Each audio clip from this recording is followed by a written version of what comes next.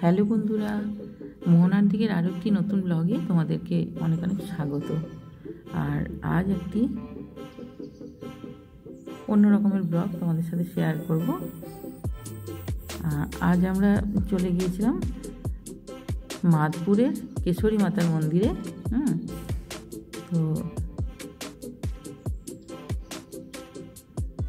ওখানে আমাদের রিকশোনার জন্য মানত করেছিল ওই কিশোরের বাড়ির লোক বলতে কিশোরের ঠাকুমা আর কি। তো সেটা অনেক দিন থেকেই পুজো দেবো করে দেওয়া হয়নি। তারপরে ও এসছে ছুটি নিয়ে, সেই জন্য ওর ঠাকুমা খবর দিয়েছে যে সবাই যেন মানে যায় রিকশোনাকে নিয়ে। তো মেয়ে যাই হোক একটু থানায় বলে করে তারপরে একদিনের জন্য ঠিক নয়, ওর আবার সন্ধ্যেবেলা এসে ডিউটি আছে। তো আমরা দেখো বেরিয়ে পড়েছিলাম ওই 10টার দিকে। আর এখানে মাদপুরে এসে রেল ক্রসিংয়ে কিছুক্ষণ দাঁড়াতে হলো, কারণ একের পর এক দেখছি শুধু মাল। প্রথমে গেল মালগাড়ি, তারপরে গেল ট্রেন। ওই জন্য এখানে কিছুক্ষণ লেট হয়েছে। তো তারপরে আমরা ওই মাদপুর বাজার পেরিয়ে গিয়ে কিছুটা দূরে এখানে দেখো, এখানে কিন্তু গাড়ি ঢুকবে না, ওই জন্য গাড়িটা ওই রোডের ওপর রেখে দিয়ে তারপরে আমরা মাটির রাস্তায় হেঁটে হেঁটে গেলাম। আর গিয়ে তারপরে এই যে এখানে দেখো মন্দিরে চাতালে আমাদের রিকশোনা ভীষণ মানে আনন্দ পেয়ে গেছে। এখানে আরও ছোটো ছোটো বাচ্চা এসছে, তাদেরকে দেখে ও ভীষণই খুশি হয়েছে। আর পুরো দেখো ঘুরে ঘুরে বেড়াচ্ছে। আর তারপরে ওই যে আমরা তো একটুক্ষণ আগে গেছি, আর তারপরে ওই মেয়ের শ্বশুর বাড়ির সবাই এলো। এই যে মেয়ের দেওর যা, শাশুড়ি, তারপরে দিদি শাশুড়ি সবাই আসছে। ওরা টোটোতে এলো, ওদের বাড়ি থেকে টোটোতেই আসে ওরা। তো এই যে ও শাশুড়ি, আর এখানে যা, আর এই যে দিদি শাশুড়ি সবাই এসছে। আর এই যে আরেক দিদি শাশুড়ি এখানে ফলটা কেটে দিচ্ছে, ফলটা কেটে তারপরে মন্দিরে দেবে।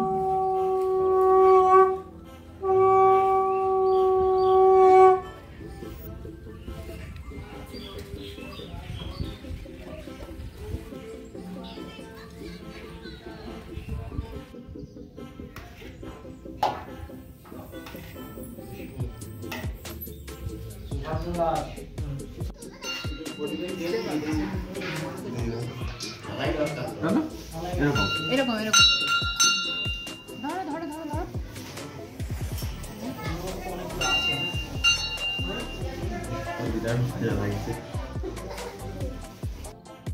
আর এখানে মন্দিরে একটা নতুন ধরনের জিনিস আমি দেখলাম। এখানে সবাই কি করেছে বলো তো, সুজি, দুধ, ঘি, চিনি, গুড় এইসব নিয়েছে, দিচ্ছে। আর এটাই এখানকার ভোগ আর কি।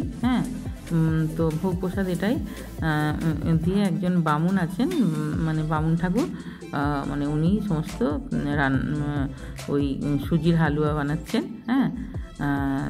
উনুন জেলে। তো সেটাই দেখছি সমস্ত ভোগে দেওয়া হয়েছে। ফল ডল আর তার সাথে সুজি, এবং প্রত্যেকেই দেখি সুজি এনেছে। আর গামলা নিয়ে সুজি নিয়ে সবাই বাড়ি যাচ্ছে। এটাই এখানকার কিন্তু নিয়ম। তো আমি কখনো এই ধরনের মানে ভোগ প্রসাদ দেখিনি। তো এখানে এসেই দেখলাম। আর এই যে দেখো আমাদের রিকশোনা এখনও পর্যন্ত সেই মানে কারোর কোলে উঠবে না, ও শুধু ওই চাতালের মধ্যে ঘুরে ঘুরে বেড়াচ্ছে। তারপরে আমরা এই যে পুজো সেরে তারপর আবার ওই মেঠো পথ দিয়ে হাঁটা দিলাম একদম রোডের দিকে। রোডের ওপরে আমাদের গাড়িটা রাখা ছিল। তো আর রিকশোনা আমার কোলে ছাড়া চাপবে না। যাই হোক আমি কোলে নিয়ে তারপর গেলাম। আর দুপাশে দেখো কি সুন্দর সবুজ ধান। তারপর আমরা গেলাম ওই কিশোরদের বাড়িতে। আর বাড়িতে ঢুকে না ঢুকেই দেখো কিশোরের ভাই আমাকে দেখাচ্ছে ওদের ওই ছোট্ট একটা পেয়ারা গাছে কত পেয়ারা হয়েছে। আর বেশ বড় বড় সাইজের পেয়ারা, আর বেশ কয়েকটা পেয়ারা নাকি আজকে পুজোর জন্য নিয়ে গেছে, ওটাই আমাকে বলছিল। আর এত সুন্দর গাছটা হয়েছে, খুব কম দিনের মধ্যে কিন্তু এটা হয়েছে। আর দেখো কি বড় বড় পেয়ারা, আর তার সাথে এত সুন্দর সুন্দর ফুল হয়েছে না, আরও অনেক হবে দেখেই বোঝা যাচ্ছে। তো আর আমি তো একটু গাছ পছন্দ করি, আমার তো ভীষণই ভালো লেগেছে। হ্যাঁ, আমার যেহেতু এত জায়গা নেই বলে আমি তো লাগাতে পারি না, টবে লাগাই গাছ আমি। হ্যাঁ, তো আমার গাছ ভীষণ প্রিয়, এই জন্য অন্যের গাছ দেখলে আমার খুব ভালো লাগে। আর অনেক রকমের গাছ লাগিয়েছে, চারা লাগিয়েছে, এখন আমের চারা লাগিয়েছে, 2-3 রকমের, অনেক রকমেরই গাছ আছে। তো যেহেতু ওদের কী বলতো গ্রামে তো এখানে অনেক জায়গাও আছে, ওই জন্য লাগিয়েছে আর কি। তারপরে তো দেখো এই যে ওদের বাড়িতে ঢুকলাম, প্রথমে একটা গ্রিল বারান্দা আছে, বেশ সুন্দর, ওখানে একটু বসার সমস্ত চেয়ার টেয়ার রেখেছে, বেশ ভালো। আর এই যে ডাইনিংটাও বেশ বড়ই আছে। আমি আগে কখনো যাইনি বলতে কি এই বাড়িটা ওরা নতুনই বানিয়েছে, আগে ওদের একটা পুরনো বাড়ি ছিল, সেটা ছেড়ে এসে এখানে নতুন বানিয়েছে। তো তারপর থেকে আমার আর যাওয়া হয়নি আর কি। তো তারপরে এই যে দেখো, আর বেশ গুছিয়েই রেখেছে দেখছি বাড়িটারই সমস্ত। কেউই এখানে থাকে না, বলতে আমার মেয়েও থাকে না, আর স্বাগতাও থাকে না, মানে 2 বউয়ের একজনও থাকে না এখানে শুধু ওই কিশোরের মা আর বাবা থাকে, আর কেউ থাকে না। তো যাই হোক, পুজোটা আছে বলে ওরা এসছে, যা দেয় ওরা। আর এই যে রান্নাঘরটাও বেশ সুন্দর, ছোটোর মধ্যে বেশ ছিমছাম। আর রান্নার একজন লোক আছে, সেই রান্নাবান্না করে, কারণ কিশোরের মা কোনো কাজই করতে পারে না, সেই জন্য রান্নাবান্নাও করে। আর মানে বাসন মাজারও একজন আছে, তো ওই জন্য বউদেরকে যাই হোক কিছু করতে হয় না। এবারে আমার মেয়ে তো এমনিতেই রান্না করতে পারে না, শ্বশুরবাড়িতে গিয়ে আর রান্নাটা ওকে করতে হয় না। যাই হোক, একজন আছেন, উনি ভালোই রান্না করেন। আর এই যে আমি ফটো তুলছি বলে, ভিডিও করছি বলে বলছে যে আমার আবার ভিডিও কেন করছো। যাই হোক, তো তারপরে আমি তো বললাম যে তুমি তো বেশ সুন্দর ভাবে আছো, তোমার ভিডিও করলে অসুবিধাটা কী আছে। তো তারপরে এই যে দেখো, এই একটা রুম,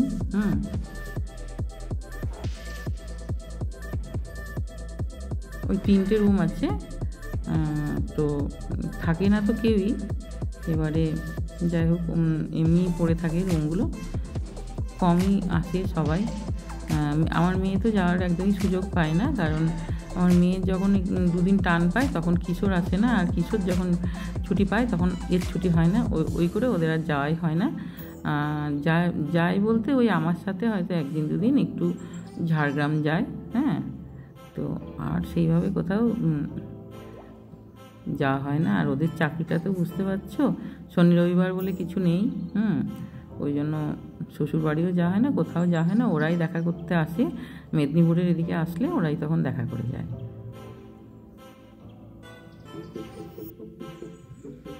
আর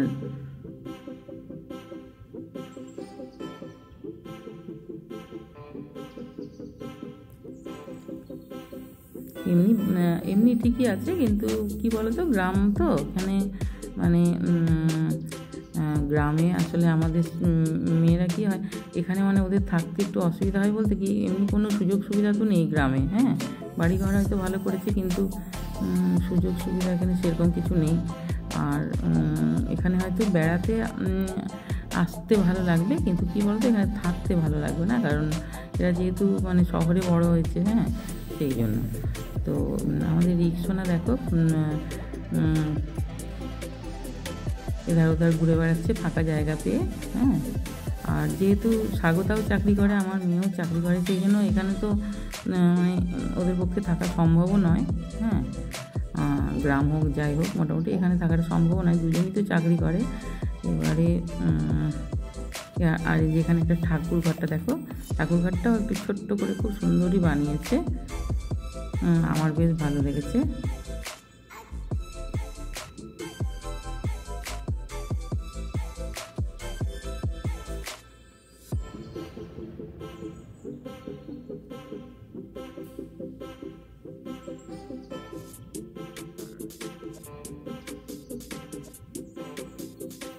দেখো এই যে গুরুদেব আছে এখানে, বাকি এই দিকটাতে আবার ঠাকুর দেবতা আছে। তো এইভাবেই ওরা ঠাকুর ঘরটা এরকম করে সাজিয়ে গুছিয়ে রেখেছে, সুন্দর করে পরিষ্কার পরিচ্ছন্ন করেই রেখেছে, বেশ ভালোই লাগলো। আর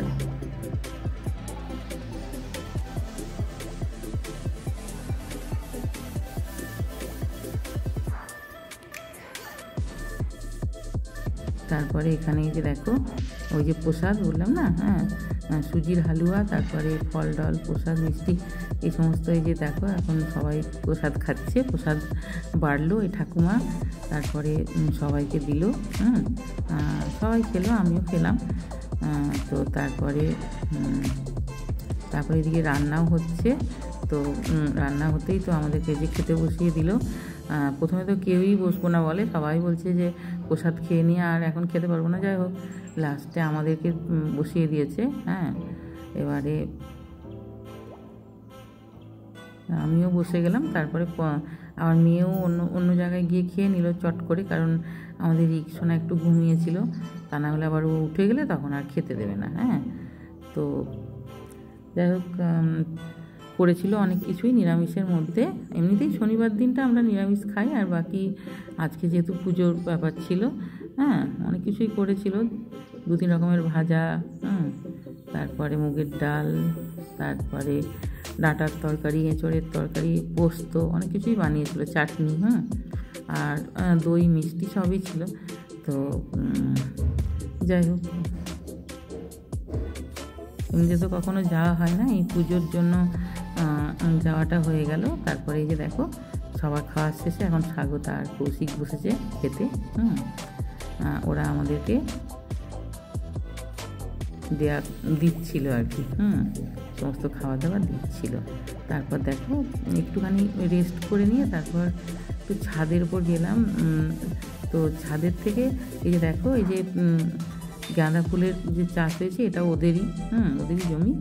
আর ছাদের উপর থেকে এত সুন্দর মানে চারদিকে সবুজ দেখা যাচ্ছে যে পুরো মনে হচ্ছে যেন মানে কার্পেট পাতা আছে সবুজ রঙের, এরকম লাগছে, মানে কোথাও কোনো ফাঁকা জায়গা নেই, দেখো সব জায়গায় শুধু সবুজ আর সবুজ। তো খুবই সুন্দর। তো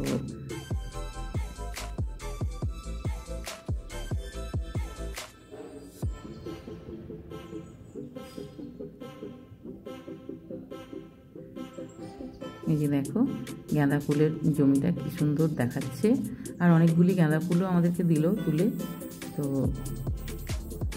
আমরা নিয়েও এলাম, বেশ ভর্তি করে 2 চিকচিকি, সবসময় কেনাই তো হয় গাঁদা ফুল।